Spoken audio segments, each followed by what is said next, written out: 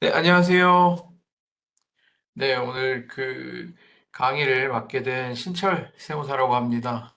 그래서 오늘 제가 강의를 해드릴 내용은, 네. 마이크 세팅이 잘못되어 있어가지고, 네. 이제 오늘 제가 같이 이렇게 공부할 내용은 여기 화면 보이시죠? 사업자를 위한 기초 세무 관리, 핵심 사례 분석에 대해서 이제 설명을 드리려고 하는데, 요 내용이 어떻게 구성이 되어 있냐 하면 우선 처음에 부가가치세 하고요. 그 다음에 원천세, 그 다음에 이제 종합소득세 요 세 가지 순서대로 진행이 될 예정이고 내용은 어렵지 않게 구성은 했어요. 어렵지 않게 구성은 했는데 중간중간에 제가 일을 하면서 꼭 이거는 알고 계셨으면 좋겠다 하는 것들은 빠짐없이 좀 넣으려고 노력은 했으니까 그 부분 꼭 잘 챙겨가지고 나중에 사업하실 때 도움 되셨으면 좋겠습니다. 자, 그러면 이제 강의를 한번 시작을 해보겠습니다. 일단 부가가치세는 우리나라의 국세 중에 대표적인 간접세예요. 간접세.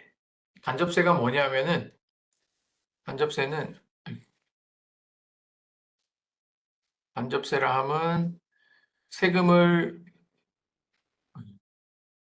세금을 부담하는 부담하는 사람하고 세금을 납 페니 페니 납부하는 사람이 다른 걸 이제 간접세라고 해요.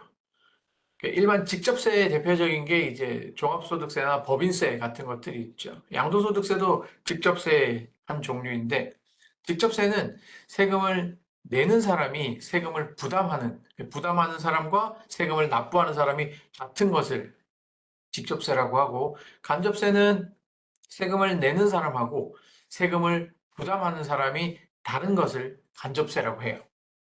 그럼 부가가치세가 왜 간접세냐 하면, 부가가치세는 최종 소비자들이 세금을 부담을 해요. 세금을 부담을 하고, 대신 납부는 누가 하냐면, 그 최종 소비자에게 물건이나 서비스를 제공하는 사업자가 납부를 하게 돼요. 그래서 이게 가끔 이렇게 사업을 하시는 분들, 사장님들 만나뵈면, 저한테 늘 하는 말씀이, 내가 부가세를 왜 내야 되는지 모르겠다라고. 그리고 왜냐하면 부가세는 물건을 팔거나 서비스를 제공할 때 내가 다 받고 나서 내 통장에 다 들어와 버리거든요. 근데 나중에 또 세금을 내라고 하니 이제 거기서 이제 조금의 괴리감이 오는 것 같은데 이걸 조금 쉽게 설명을 해드리면 그, 음, 제가 요 볼펜이거든요. 볼펜이 하나 있는데 제가 이 볼펜을 사러 갔어요. 볼펜을 사러 갔는데 문구점에 볼펜을 사러 갔는데 이 볼펜이 계산하기 쉽게 1,100원이라고 할게요. 그러니까 제가 1,100원을 주고 이 볼펜을 샀어요. 그런데 부가세는 누가 부담을 하냐면 이 볼펜을 저한테 판매한 그 문구점 사장님이 부가세를 저 대신 내죠. 이때 세금은 분명 내가 부담하는 건데 납부를 사장님이 하시다 보니까 마치 사장님이 세금을 부담하는 것처럼 느끼실 수 있는데 사실은 내가 내야 될 세금을 그 사장님이 대신 납부해 주는 거에 불과하다는 거죠. 그래서 이게 간접세, 이런 부가가치세 납부 의무를 그 물건을 구매하는 자가 아니라 물건을 판매하는 자에게 의무를 주고 있습니다. 만약 이거를 제가 직접 부가세를 신고하라 그러면은 이 볼펜이 1,000원이면은 1,100원이면 그 문구점 사장님한테 1,000원을 드리고 저는 100원을 가지고 세무서를 가요. 세무서를 가서 저 오늘 볼펜 사서 부가세 내러 왔어요 하고 세무서에다가 100원을 줘야 된다는 얘기죠. 그게 편하지 않나요? 라고 생각하실 수 있는데, 이게 지금 제가 볼펜에 국한돼서 설명을 드려서 그렇지. 만약에 여러분, 식당을 한번 생각해 보세요. 식당. 점심 식사할 때마다 세무서를 가야 되는 그런 행정적인 번거로움이 발생을 하게 되죠. 그러다 보니까 행정적인 절차의 소모를 좀 줄이고자 간접세, 부가가치세의 납부 의무를 소비자가 아닌 판매자한테 의무를 부여하고 있는 부가가치세가 가장 대표적인 간접세라고 보시면 될 것 같습니다. 그럼 이제 부가치세 기본 개념에 대해서 한번 설명을 드릴게요. 부가치세를 한번 보시면 요거는 이제 커피숍이 원두 판매자한테 원두를 사서 최종 소비자에게 커피를 파는 거를 하나의 사례로 해놨는데 여기 보시면 이 커피숍이 있죠. 커피숍이 있고 원두 공장이 있습니다. 커피숍이 원두 공장으로부터 원두를 사와요. 얼마? 1,100원치를 사옵니다. 1,100원치. 원래 원두는 이 원두를 로스팅을 했냐 안 했느냐에 따라 가지고 면세 물품일 수도 있고 로스팅을 함으로 인해서 과세 물품이 될 수 있는데 그건 다 무시하고 원두를 1,000원짜리 원두를 1,100원 주고 사와요. 제가 커피숍 사장님이고 원두 공장 사장님한테 사장님 저 원두 좀 주세요 하고 1,100원을 주고 원두를 사와요. 자, 그럼 여기서 원두 공장 사장님은 얼마를 버셨냐? 저한테 원두를 팔고 1,100원을 받아가셨죠. 그렇죠? 그리고 저는 이 1,100원을 주고 산 원두를 가지고 커피를 만들어서 소비자들한테 커피를 판매합니다. 저는 얼마에 판매했냐면은 1,500원에 커피를 판매해요. 근데 이 커피도 부가가치세가 붙는 과세 물품이기 때문에 그 금액의 10%인 150원이 부가가치세가 되죠. 그래서 저는 소비자한테 1,500원을 받으면 안 되고요. 1,500원에 부가가치세 150원이 더해진 1,650원을 받아야 돼요. 여기서 만약에 여러분들이 1,500원만 받아버리시면 1,500원만 받아버리시면 그 매출에 심각한 오류가 생겨요. 그래서 왜 텔레비전 같은 데 보면은 그 판매가 설정을 어떻게 하느냐에 따라 가지고 이 음식점이나 사업장의 매출이 들락날락 거린다고 말들을 많이 하는데 그게 이 커피를 1,500원에 팔았느냐, 1,650원에 팔았느냐의 그 문제예요. 저는 1,500원짜리 커피지만 1,650원에 팔아야 돼요. 왜? 이 150원은 제 돈이 아니에요. 이거는 소비자가 내야 될 부가가치세를 잠깐 받아다가 대신 납부하는 것밖에 안 돼요. 그래서 이 커피는 1,650원을 받고 팔아야 됩니다. 그래서 나중에 여러분들 영수증 보시면은 그 공급가액이 있고 부가가치세가 있는데 공급가액이 물건의 금액이고 부가가치세는 그 물건을 구입함으로써 내가 부담하는 세금이라고 보시면 돼요. 자, 그래서 저는 이 원두 공장 사장님한테 1,000원짜리 원두를 1,100원 주고 사와서 1,650원을 받고 소비자한테 팔아요. 자, 그럼 저는 얼마를 벌었을까요? 여기서 보시면은 원두 가격이 1,000원이죠. 1,000원짜리 원두를 사와서 1,500원에 팔았어요. 그래서 저는 얼마의 마진을 챙겼냐면 저는 500원의 마진을 마진을 챙기게 돼요. 그렇죠? 그래서 저는 그 마진 1,500원의 마진의 10%인 50원의 부가가치세를 납부를 하게 됩니다. 그럼 원두공장 사장님은 얼마를 내셔야 돼요? 원두공장 사장님이 저한테 1,000원짜리 원두를 1,100원에 파셨기 때문에 저한테 받으신 100원을 그대로 부가가치세로 납부를 하셔야 돼요. 이게 부가가치세의 기본적인 개념이에요. 원두공장 내가 남긴 마진의 10%, 그 금액이 이제 부가가치세로 납부된다라고 보시면 되는데 그러다 보니까 많은 분들이 궁금해하시는 게 부가가치세 신고할 때 되면은 부가가치세가 너무 많다고 남는 게 하나도 없는데 많다고 하시는데 부가가치세는 인건비는 포함이 안 돼요.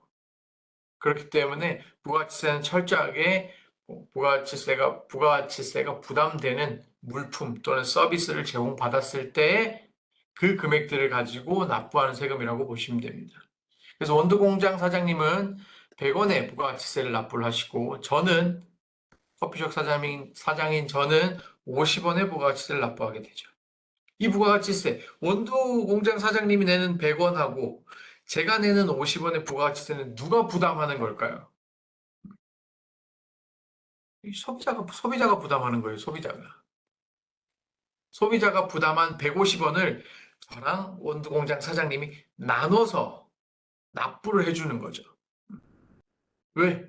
저는 원두가 있어야 커피를 만들 수 있으니까 그 원두 구입 비용에 대한 부가가치세를 공장 사장님한테 줬고, 그래서 그 사온 원두를 가지고 커피를 팔아서 남긴 마진, 그 금액에 대해서만 저는 소비자로부터 받은 부가가치세라고 보는 거죠.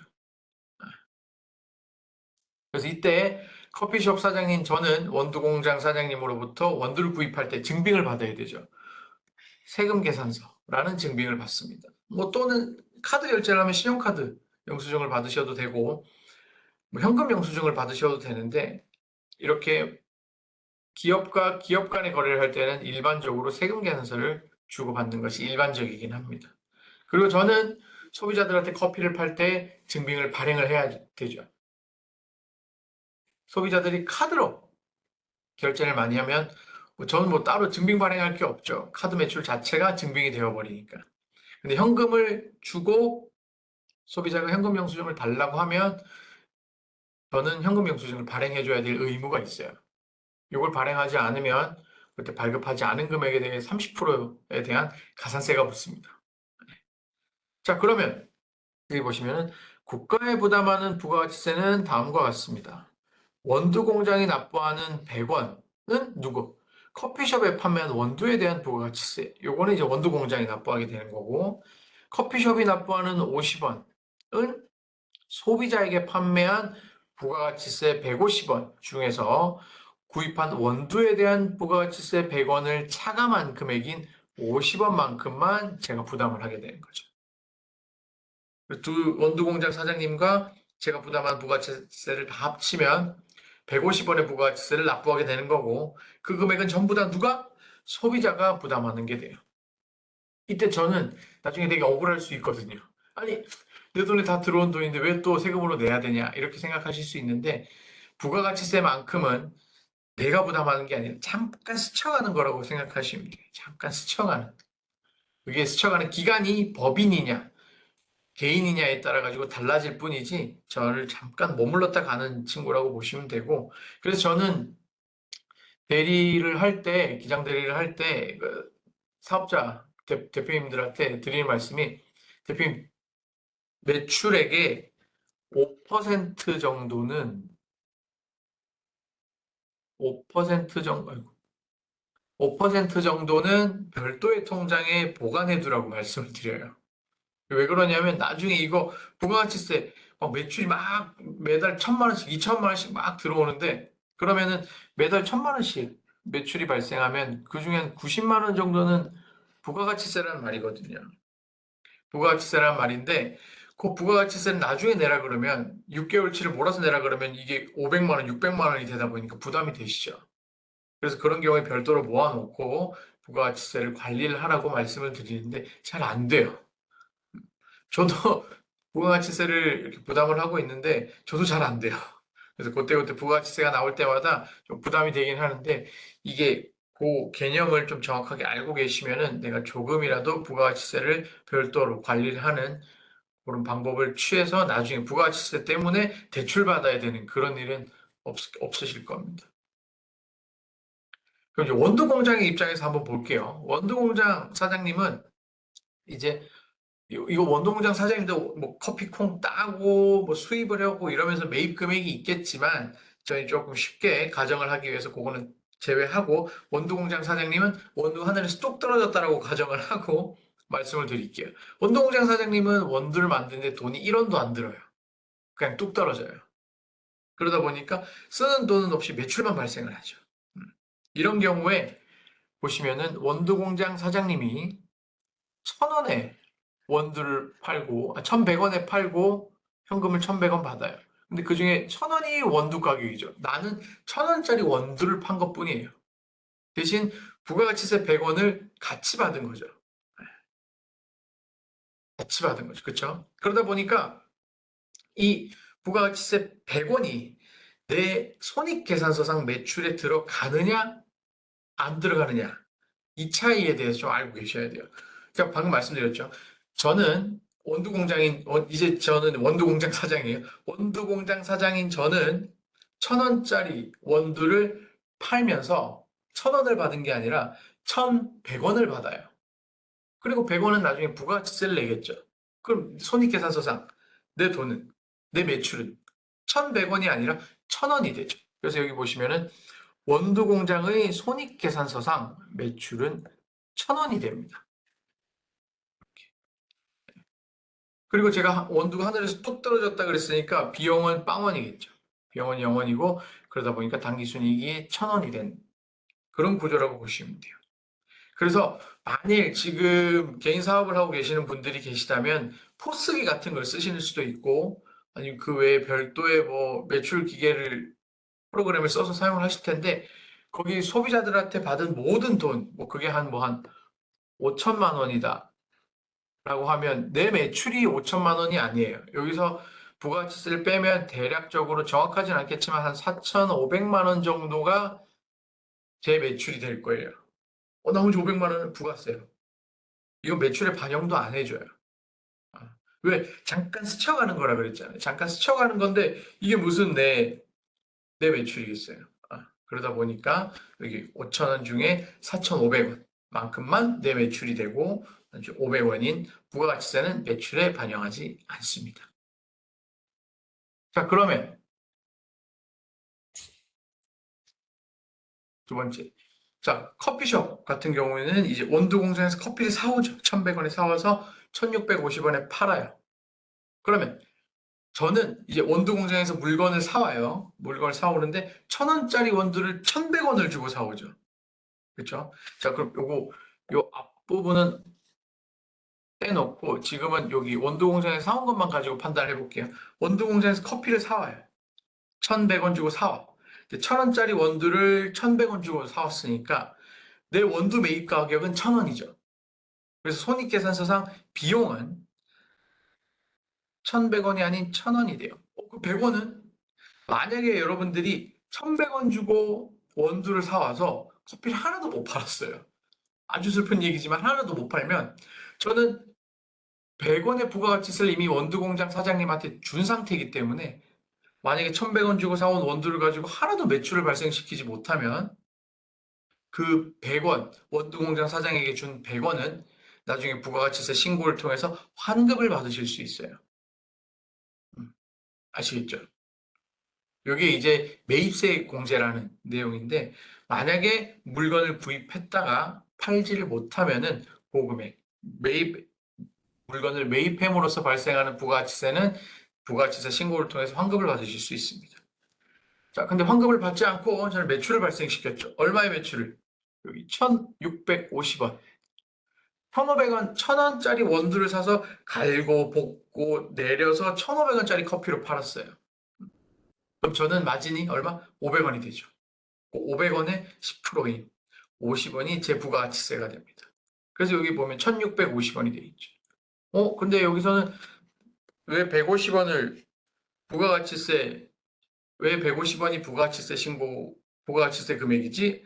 왜? 내가 원두공장 사장한테 준 돈이 있으니 그것도 반영을 하는 거죠. 그래서 내가 내야 될 150원에서 원두공장 사장에게 준 100원을 차감해서 나는 부가가치세 50원을 납부한다라고 보시면 됩니다. 근데 손익계산서에는 커피숍 손익계산서에는 매출이 1,500원이 잡히고요. 비용이 1,000원이 잡혀서 당기순이익, 즉 마진은 500원의 마진이 발생한다라고 보시면 됩니다. 요게 부가가치세의 기본 개념입니다. 누가 부담하고 누가 납부하고 이런 부분에 대한 내용을 한번 설명을 들어드렸고 이제 그 부가가치세 이제 신고 방법 그리고 신고 기한에 대해서 한번 설명을 드려보도록 하겠습니다. 자, 부가가치세 신고기한 및 방법입니다. 신고기한 및 방법. 부가가치세 신고는 기본적으로 2번 신고를 합니다. 1년에 2번 신고를 해요. 종합소득세는 1년이 한 과세기간인데 부가가치세는 1년이 2과세기간으로 나뉘어요. 상반기를 1기라고 하고 하반기를 2기라고 합니다. 그래서 상반기도 두 개로 또 쪼개져요. 하나는 예정신고, 1분기를 예정신고라고 하고요. 그리고 2분기를 확정신고라고 합니다. 그런데 지금 개인 사업을 하시는 분들은 저는 분기에 신고를 해본 적이 없는데요 라고 말씀을 많이 하실 텐데 그 분기에는 개인 사업자들은 별도의 신고를 하지 않고 과세관청에서 고지를 해줍니다. 예를 들어서 제가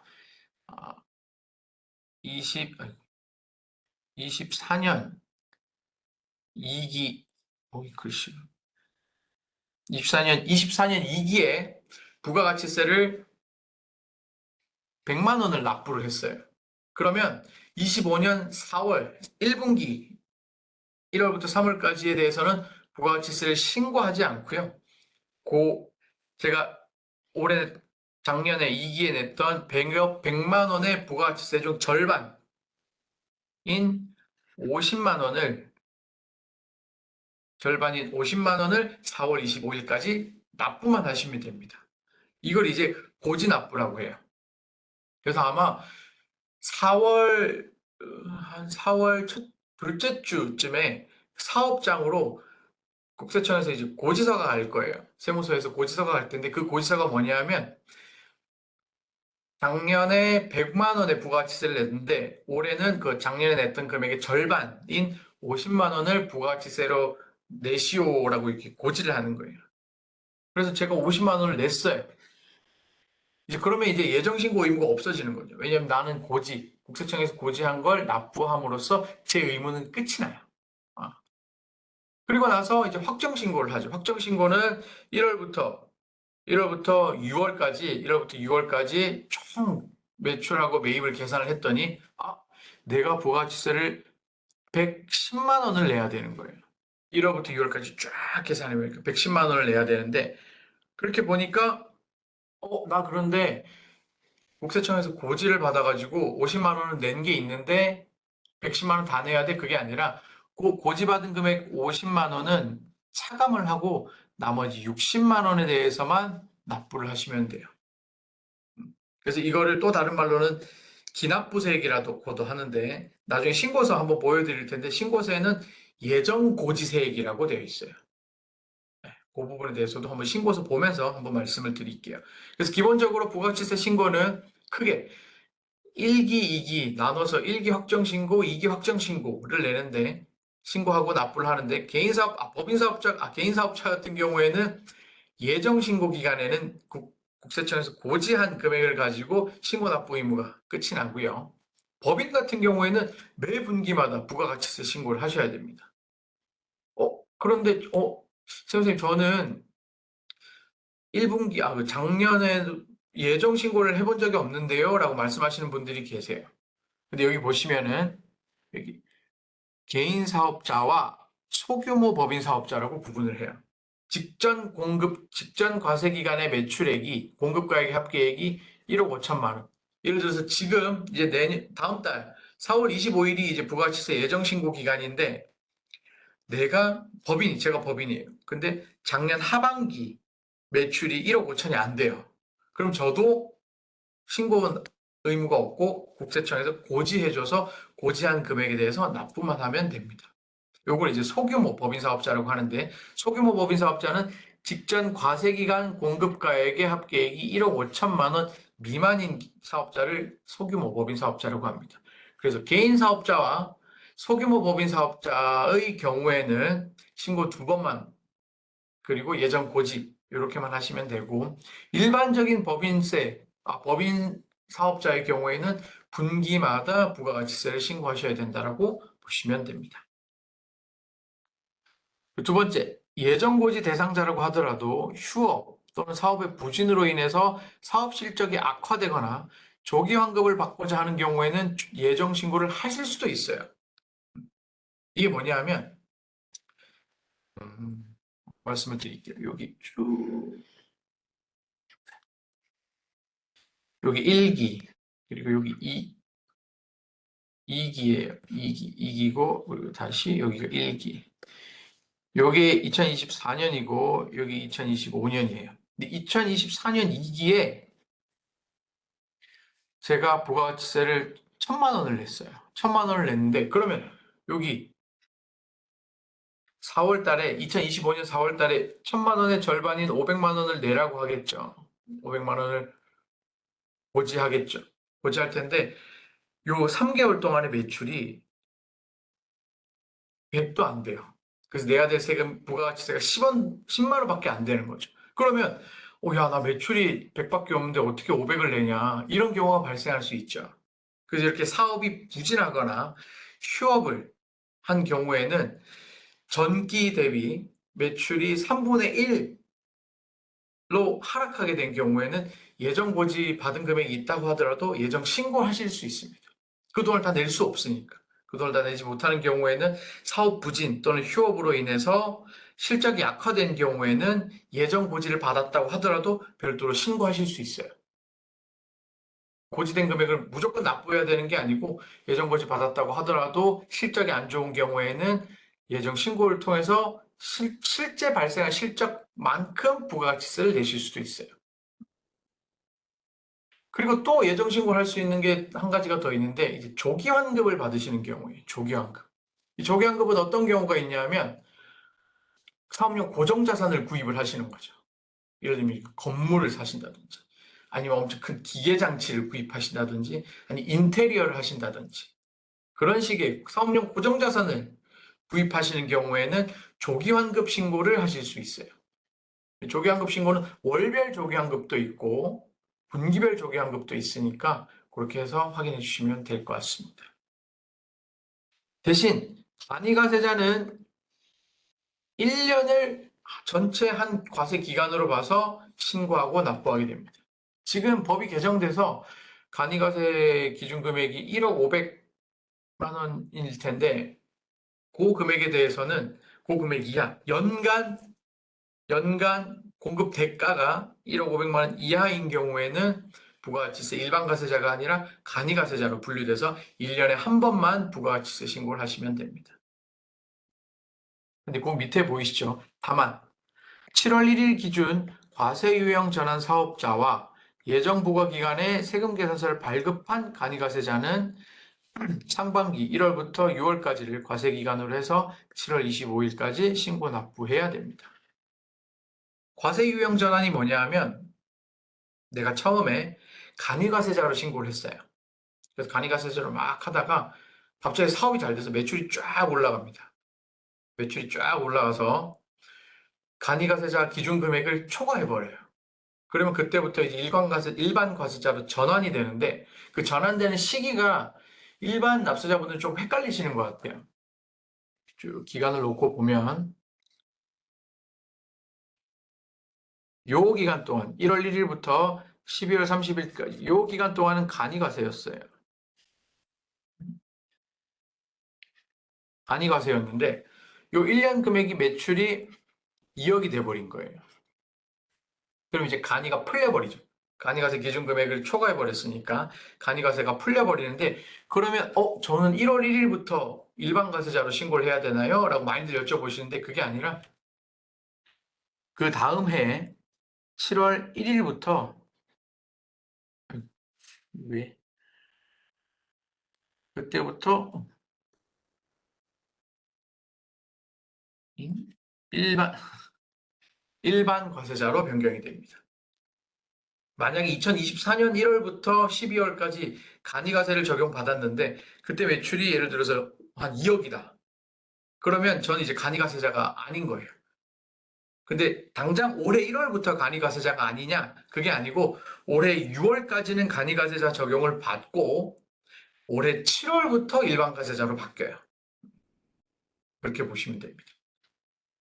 만약에 과세 유형이 전환된 사업자 같은 경우에는 7월 25일까지 간이가세에 대한 부가가치세를 신고하고 납부를 하셔야 됩니다. 이게 이제 신고서예요. 부가가치세 같은 경우에는 이제 그 사업주께서 직접 신고하시는 경우도 있고 대리인을 통해서 신고하시는 경우도 있으실 텐데, 만약에 직접 신고하시는 경우라면은 이 신고서가 익숙하실 텐데, 대리인을 통해서 신고하시는 분들 중에 가끔 신고서를 모르는 분들이 계시더라고요.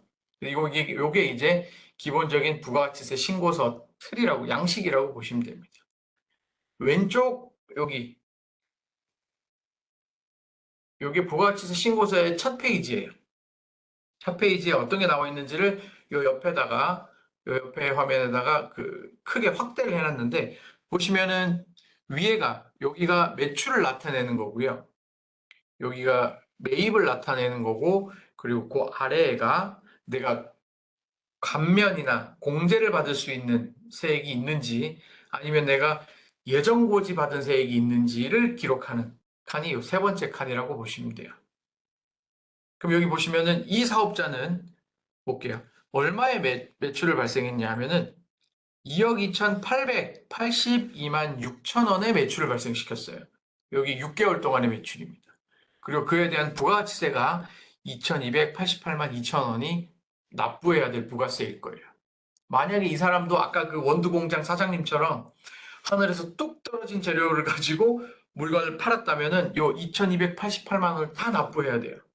그런데 하늘에서 뚝 떨어지지 않고 내가 재료를 사서 임차료도 내고, 그리고 또 기타 정수기 이런 것도 다 부가세를 다 냈다면은 이제 2,288만 원에서 세금을 점점 줄여갈 수 있는 거죠.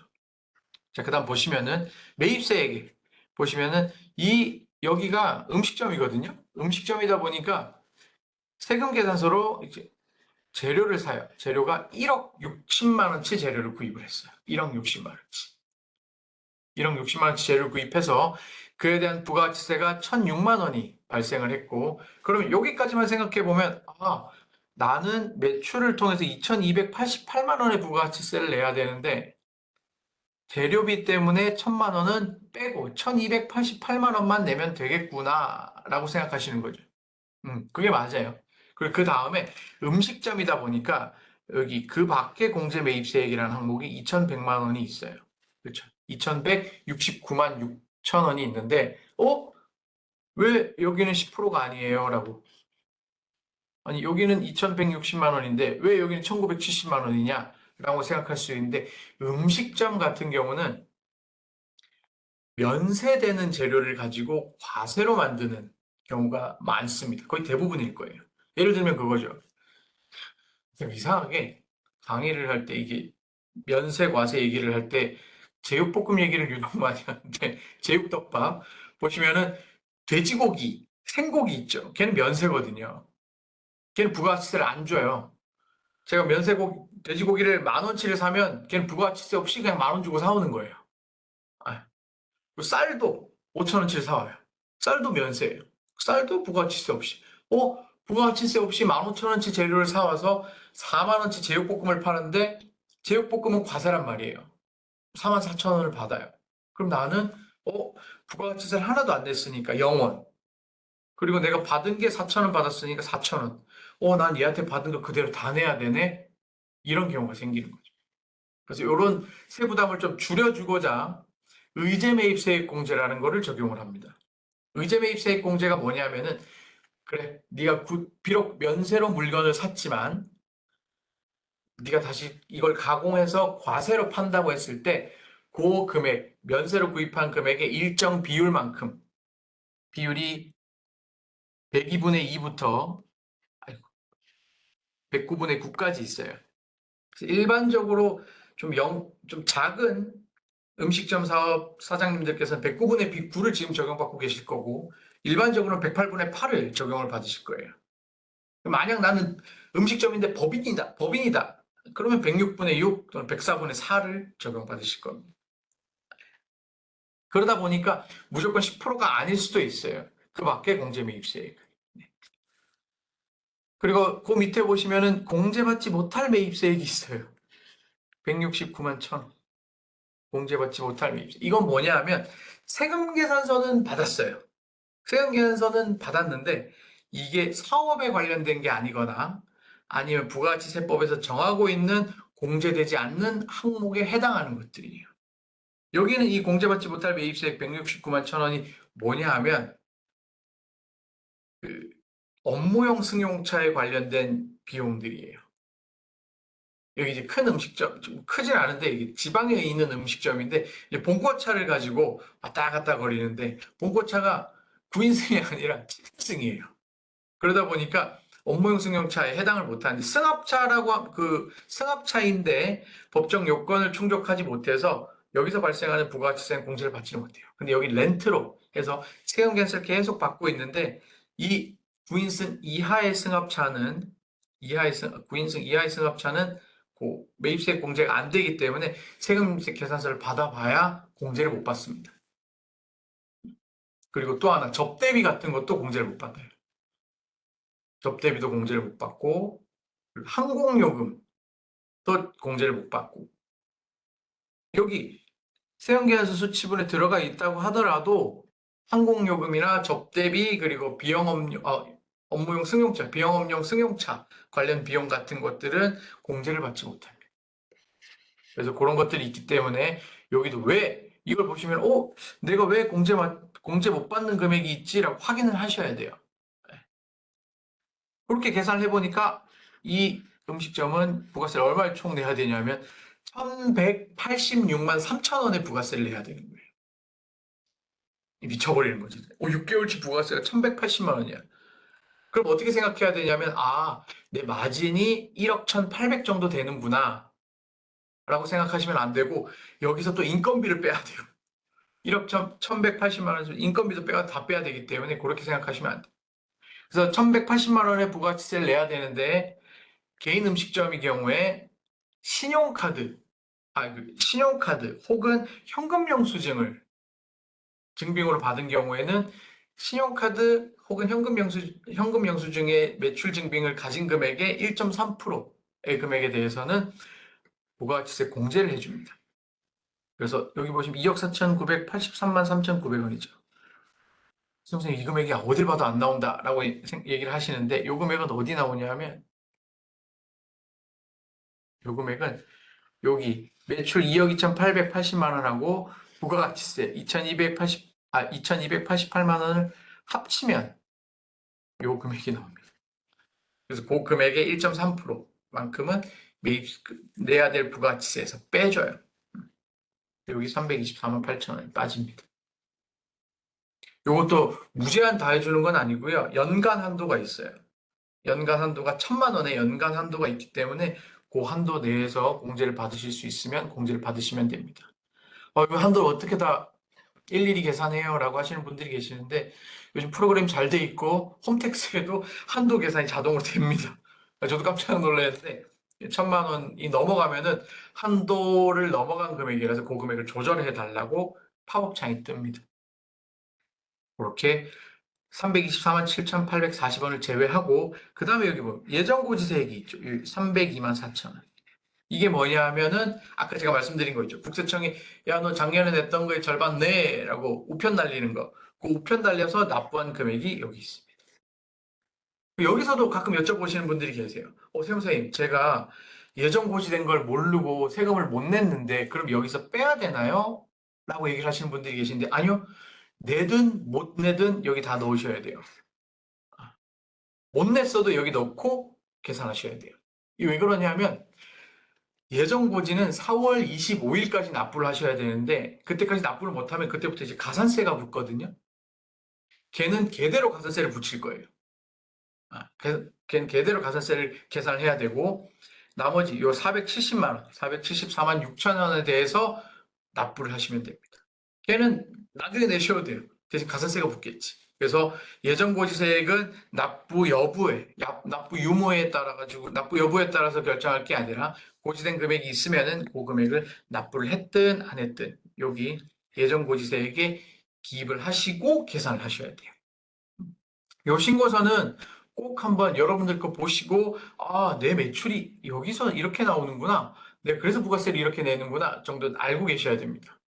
그다음 이제 부가가치세 신고할 때 이제 매출세액이 크게 저는 여기서 한 세 가지 정도로 구분했는데 첫 번째가 세금 계산서 발급하는 매출이 있고 그 다음에 신용카드 혹은 현금 영수증 발행하는 매출이 있어요. 그렇죠. 매출 구조는 되게 다양하니까.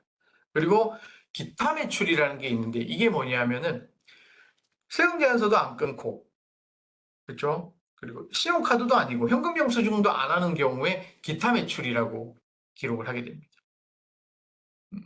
사실 현금 영수증 의무, 지금은 거의 대부분 현금 영수증 의무 발행 업종에 해당이 되는데 현금 영수증 의무 발행 업종이 아닌 경우라면 현금 영수증을 고객 상대방이 원하지 않으면 발급하지 않아도 돼요. 근데 발급하지 않아도 되는 거지 이 세금 발급하지 않은 걸 신고를 누락하시면 안 돼요. 이게 매출 누락입니다. 이게 나중에 탈세의 문제로 연결이 되기 때문에 여러분들 매출이 발생한 것들은 모두 다 증빙 발행 유무에 따라가지 증빙 발행 유무에도 불구하고 매출 신고를 다 하셔야 돼요. 아시겠죠? 자, 하나하나 볼게요. 세금계산서를 발급하는 경우 법인 사업자는 이제 전자세금계산서가 의무가 됐습니다. 법인은 이제 무조건 전자로 발행해야 돼요. 전자로 발행하지 않으면 가산세가 1% 붙습니다. 두 번째, 직전 연도, 사업연도가 그 과세기간이 아니에요. 직전 연도, 1년, 작년 1년 동안의 사업장별로 재화, 물건 또는 서비스 공급가액이 8천만 원 이상인 개인 사업자도 이제는 전자세금계산서로 발행을 하셔야 돼요. 이 전자세금계산서가 어떻게 보면 되게 편하긴 한데 시기를 놓쳐버리면 지연 발급 혹은 미발급으로 인한 가산세를 물 수가 있어요. 그래서 요거는 꼭 잘 체크하셔가지고 전자세금계산서 꼭 잘 챙기셔야 됩니다. 자, 전자세금계산서는 법인 사업자는 모두가 다 의무 대상이고 개인 사업자 같은 경우에는 직전 연도 사업장별 재화나 서비스의 공급가액의 합계액이 8천만 원 이상인 자. 그 사람은 이제 7월 1일부터 다음 해 6월 말까지는 1년 동안은 전자로 의무 발급을 하셔야 돼요. 만약에 이렇게 전자 발급을 하지 않았다면 미발급으로 봐서 2%, 공급가액 2%의 가산세가 붙어요. 발급을 하지 않아서 발급하지 않은 사람이만 가산세를 물면 조금 덜한데 받지 못한 사람도 불이익이 따라요. 매입세액 공제를 못 받습니다. 예를 들면 그거죠. 내가 1,100만 원 주고 물건을 샀는데 이 사람이 증빙을 안 끊어줘요. 늦게 끊어줘. 그러면 늦게 받은 나도 가산세가 붙어요. 그 두 번째, 끊긴 끊었는데 늦게 끊었어. 그러면 1% 가산세가 붙어요. 발급을 늦게 한 사람은 1%, 발급을 늦게 받은 나는 0.5%의 가산세가 붙습니다. 그리고 아까 말씀드린 전자의무 발급 대상자가 종이로 발급하면 1%의 가산세가 붙어요.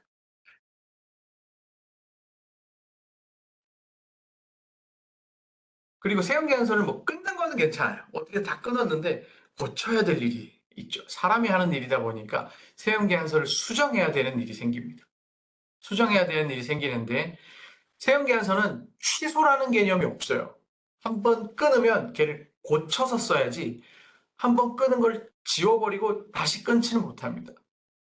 그 일련 번호가 있어가지고 그런데 세금계산서는 여기 보시면 한 번 발급하면 취소할 수 없다. 단 기재사항을 실수로 잘못 적거나 고쳐야 되는 사유가 발생하는 경우에는 과세관청이 경정, 고쳐서 알려주기 전까지는 수정해서 발급할 수 있습니다. 그게 이제 수정세금계산서예요. 보시면 작성일자가 소급되는 경우와 작성일자가 소급되지 않는 경우 두 가지로 구분이 되는데 작성일자가 소급이 되는 경우에는 과거로 돌아가서 고쳐야 되기 때문에 기간이 지나면 부가가치세 수정신고 혹은 경정청구를 하셔야 돼요. 그런데 작성일자가 소급되지 않는 경우에는 지금 이슈가 있는, 지금 문제가 있는 이 시점에 수정세금계산서를 끊기 때문에 부가가치세 수정신고나 경정청구가 수반되진 않습니다. 그 차이가 있다고 보시면 될 것 같아요. 작성일자가 소급되는 경우는 여기 보시면 필요적 기재사항, 필요적 기재사항이 뭐냐면 이제 사업자 등록번호, 그리고 작성일자, 공급가액, 세액, 상호 이런 것들이 있는데 그게 잘못 적혀 있을 때는 처음 발급한 게 있으면 그거를 빨간색 글씨 또는 마이너스 금액을 붙여가지고 발급을 하고 그 날짜로 발급을 하고 수정해서 발급하는 것도 그 날짜로 발급을 해야 돼요. 이게 어디서 많이 발생하냐면은 A한테 끊어야 되는데 B한테 끊은 경우가 있어요. 그러면 B한테 끊은 거를 마이너스 세운계산서를 발행해서 0으로 만들어 버리고, 그쵸? A한테 다시 끊어줘야 되는데 그때 이제 수정 세운계산서를 발급을 하는 거죠. 그때 이제 가산세가 붙을 수 있습니다. 세운계산서 합계표 불성실 가산세라든지 아니면 금액이 틀어지면은 수정신고, 과소납부, 과소신고 가산세라는 게 붙을 수 있으니까 그 부분은 꼭 유의해서 신고하시면 될 것 같습니다. 그런데 만약에 내가 판 물건이 반품이 됐어요. 근데 신고할 당시에는 물건을 팔 때는 반품될 줄을 모르니까 그때는 그대로 뒀다가 반품되는 지금 이 시점에 올해 1월, 작년 1월에 판 걸 올해 1월에 반품을 해요. 그럴 수 있죠. 왜냐면 지금 막 1년 이내 무상 반품해준다는 데가 업체들이 있으니. 그럼 1년 뒤에 반품을 해요. 그럼 반품한 지금 시점에 마이너스로 기록된 수정세금계산서를 발급하시면 됩니다. 그때로 돌아가지 않으셔도 돼요. 그런 것들이 여기 보시면은 공급한 재화가 환입된 경우, 반품된 경우, 계약의 해제로 공급되지 않은 경우, 계약 해제. 그리고 마지막으로 공급가액이 변동되는 경우. 야, 나 처음에는 1,000만 원이면 될 줄 알았는데 안 돼요. 1,500만 원 받아야겠어. 그러면 500만 원 추가된 부분을 지금 그 시점에 추가로 수정세금계산서를 발급하시면 됩니다. 지금 시간이 2시 48분인데 저희 10분간 쉬었다가 3시부터 또 한번 시작하도록 하겠습니다. 아까 질문 주신 그 강의가 나중에 녹화가 돼가지고 업로드 되는지 여쭤보셨는데, 네, 제가 확인해 보니까 녹화가 되고 나중에 업로드가 될 예정이라고 합니다. 그렇게 확인하고 계시면 될 것 같습니다. 10분 있다가 뵙도록 하겠습니다.